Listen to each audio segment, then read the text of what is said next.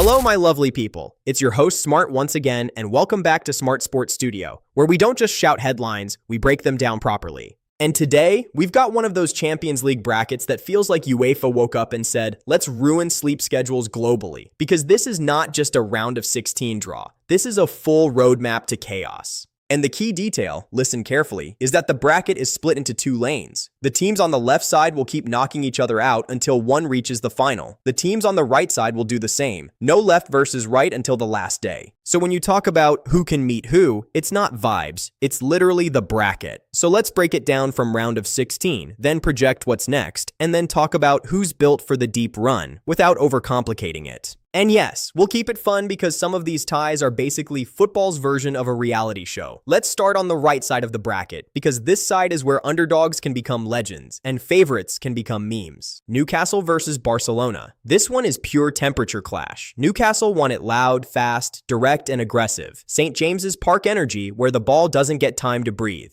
Barcelona want control, rhythm, and long spells of possession where they starve you of chaos. The tie will revolve around one question. Can Newcastle make Barcelona play at Premier League speed for 180 minutes? Because if Barcelona settle into their tempo, Newcastle will be chasing shadows and oxygen. But if Newcastle can press the first pass out, turn every touch into a duel, and attack quickly into space, then suddenly Barcelona's defenders are sprinting backwards. And that's where mistakes happen. The first leg is everything. If Newcastle don't take something to Spain, the second leg becomes Barcelona's favorite kind of match: calm control and selective punishment. Now the winner of Newcastle versus Barcelona does not go play someone random. They go straight into a quarterfinal against the winner of Atletico Madrid versus Tottenham. That's the lane. That's the pathway. So let's talk Atletico Madrid versus Tottenham. This is discipline versus adrenaline. Atletico are the masters of reducing matches into a series of uncomfortable moments. Slow the game, control spaces, win second balls, and punish one mistake like it owes them money. Tottenham, on the other hand, can be electric going forward, but they're also the team that can play like a dream for 20 minutes and then gift you 2 goals like it's charity week. Atletico will target Spurs' defensive concentration, especially in the wide channels and on set pieces. Spurs will try to stretch Atletico, pull them out, and create transition chances before Atletico's shape sets. The manager battle here is massive, because Atletico will happily win 1-0 over 2 legs and call it a masterpiece, while Spurs might need to embrace patience, something Spurs fans don't always enjoy. If Tottenham keep their structure and don't get emotionally dragged into Atletico's street fight rhythm, they can shock them. But if Spurs lose control of the match emotionally, Atletico will walk them into a trap like it's a guided tour. So right now, on the top right quarterfinal path, you're looking at winner of Newcastle Barcelona versus winner of Atletico Tottenham. And whoever survives that quarterfinal goes into the right side semifinal. Still no contact with the left side yet. Now let's go to the bottom right side of the bracket. Bodo Glimt versus Sporting and Leverkusen versus Arsenal. Bodo Glimt versus Sporting is one of those ties that casual fans underestimate until they're watching highlights, wondering how a smaller club just turned a Champions League night into a party. Bodo Glimt at home can be awkward. Sharp movement, fearless attacking, and a vibe that makes big teams panic because they don't get the usual respect. Sporting are more structured, more technically composed, and generally better at managing two-legged ties. The big factor here is control. Sporting will try to win the midfield rhythm, slow the chaos, and take the sting out of Bodo's home leg. Bodo will try to make the match messy, fast, and emotional. If Sporting leave that first leg with a result, draw or narrow loss, they'll back themselves to finish the job at home. But if Bodo build a cushion, that's when you get the fairy tale run headlines. Now, Leverkusen versus Arsenal. This is a proper tactical tie. Arsenal's big advantage lately is structure. They defend better, they manage games better, and they don't need to be chaotic to win. Leverkusen are dangerous because they can attack in waves, and they don't fear big names. The key battle will be Arsenal's ability to control the middle of the pitch and prevent Leverkusen from turning the game into madness. If Arsenal keep their spacing right and keep the ball with purpose, they can frustrate Leverkusen and hit with quality in key moments. But if Arsenal start sloppy, if they give away cheap transitions, Leverkusen will punish them because they live for those broken shape moments. This tie will reveal how European mature Arsenal really are. And again, the bracket matters. Winner of Bodo Glimt versus Sporting plays the winner of Leverkusen versus Arsenal in the quarterfinal. That's the bottom right lane. And the winner of that quarterfinal meets the top right quarterfinal winner in the semifinal. That means if Arsenal progress and keep winning, their right side road can realistically include Leverkusen, then Sporting Bodo, then one of Barcelona, Newcastle, Atletico, Tottenham to reach the final. That's the reality of the bracket, not guesswork. Now let's flip to the left side of the bracket. This is the lane where the heavyweights are looking at each other like, so we're doing this again, yeah? PSG versus Chelsea. This is box office. PSG have the star power and the expectation. Chelsea have the chaos factor and the, we might be inconsistent, but we are not scared energy.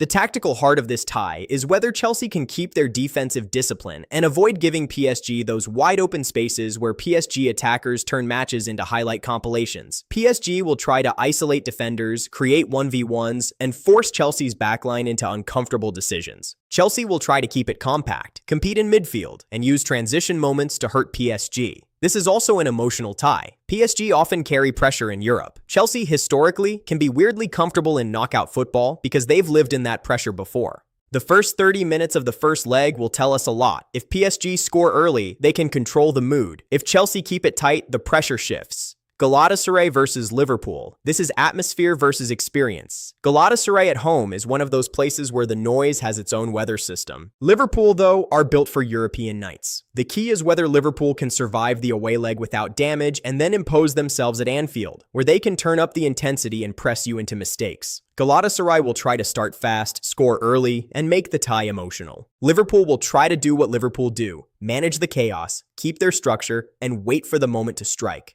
And the funniest part is, if Liverpool score first in that stadium, the whole place goes quiet for 1 second. And that 1 second is usually when Liverpool score the second. Now here's where the bracket becomes deadly serious. The winner of PSG versus Chelsea plays the winner of Galatasaray versus Liverpool in the quarterfinal. That means one side of the left lane quarterfinal is basically European giants fighting in a phone booth. Now the bottom left lane, Real Madrid versus Manchester City. Let me say this clearly. This fixture has become a tradition like holiday dinner. Every year we meet again, and every year somebody leaves traumatized. City will try to control the ball, suffocate Madrid's transitions, and make Madrid defend longer than they want to. Madrid will try to do what Madrid always do in big Champions League ties. Survive the pressure, keep belief, and punish one moment of City hesitation. This tie is about mentality as much as tactics, because City can outplay Madrid for long stretches and still lose the tie if they switch off for one moment. Madrid don't need many chances. They need the right chance. City need control plus ruthlessness. If City are clinical, they can go through. If they're wasteful, Madrid will write another story and call it heritage. Atalanta versus Bayern is another one. Intensity versus pedigree. Atalanta will press, attack, overload, and make the match uncomfortable. Bayern will try to absorb and then punish with quality. Bayern's advantage is experience and individual match winners. Atalanta's advantage is that they don't respect reputations. They respect spaces. If Bayern don't match Atalanta's intensity, they can get dragged into a chaotic game.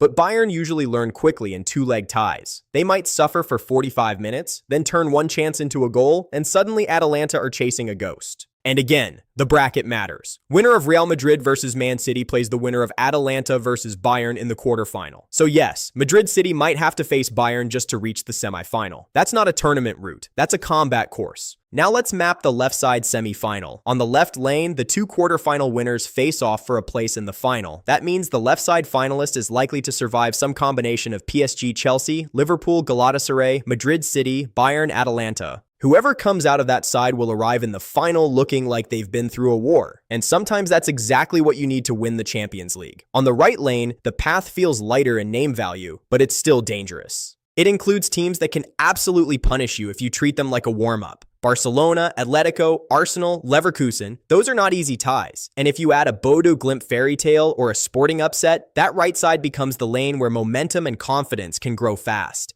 The right side finalist could arrive in the final fresher, but the left side finalist might arrive sharper. That contrast matters. So let's talk chances. SmartSportStudio style. If you're asking who has the toughest road, it's the left side, no debate. You might have to beat Madrid and Bayern just to sniff the final. That is ridiculous. If you're asking who has the cleanest tactical route on paper, you look at the right side teams who can control games. Barcelona and Arsenal especially. Because that lane gives you a clearer pathway to build form through the rounds. If you're asking who can win the whole thing, it comes down to one brutal truth. In Champions League knockout football, the best team doesn't always win. Sometimes the most clinical team wins, sometimes the most emotionally stable team wins, and sometimes the team that survives the worst night wins. So here's my question for you, lovely people. Which side of the bracket produces the champion?